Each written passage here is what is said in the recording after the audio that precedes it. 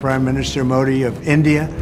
He is a great friend of mine for a long time. We've had a wonderful relationship. দীর্ঘদিনের কৌশলগত সম্পর্ক থাকলেও আন্তর্জাতিক বাণিজ্যের ক্ষেত্রে ভারত এখনো যুক্তরাষ্ট্রের শতভাগ মিত্র হয়ে উঠতে পারেননি বলে মন্তব্য করেছেন মার্কিন পররাষ্ট্রমন্ত্রী ও প্রেসিডেন্ট ডোনাল্ড ট্রাম্পের নিরাপত্তা উপদেষ্টা মার্কো রুবিও। ফক্স নিউজকে দেওয়া এক সাক্ষাৎকারে তিনি একথা বলেন।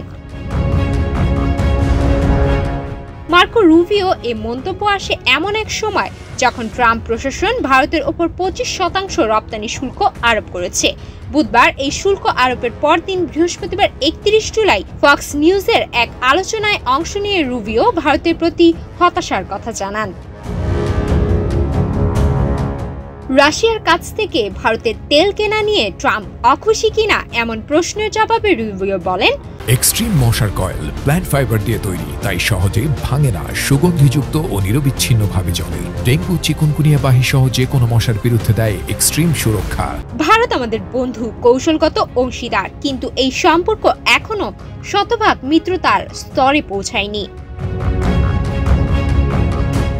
তিনি বলেন, ভারতের অনেক বাণিজ্য নীতি ও কর্মকাণ্ড যুক্তরাষ্ট্রের জন্য সমস্যার কারণ হয়ে দাঁড়িয়েছে। বিশেষ করে ভারত আন্তর্জাতিক বাজারে সহজলভ্য জ্বালানি সত্ত্বেও নিষেধাজ্ঞার মধ্যে থাকা রাশিয়ার কাছ থেকে সস্তায় তেল কিনেছে।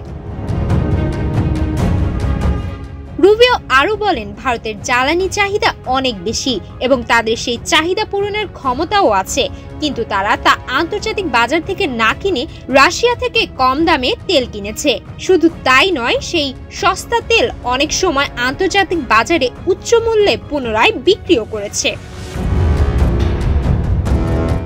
এই পরিস্থিতিকে দুর্ভাগ্যজনক বলে আখ্যা দিয়ে রুবিও জানান, প্রেসিডেন্ট ট্রাম্প ভারতের এ ধরনের নীতিতে হতাশ। তিনি বলেন, ভারতের এই নীতি পরোক্ষভাবে রাশিয়ার যুদ্ধ মিশনকে সচল রাখতে সহায়তা করছে।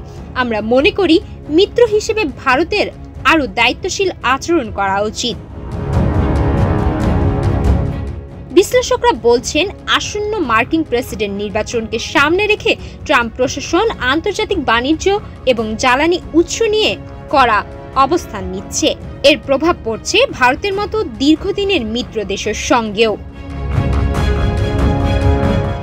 বিশ্ব অর্থনীতিতে জ্বালানি, নিরাপত্তা ও ভূ-রাজনৈতিক প্রভাবকে কেন্দ্র করে যুক্তরাষ্ট্র ভারত সম্পর্কে এই নতুন চাপ ভবিষ্যতে দুই দেশের কৌশলগত অংশীদারিত্বকে প্রভাবিত করতে পারে বলে মনে করছেন আন্তর্জাতিক বিশ্লেষকেরা।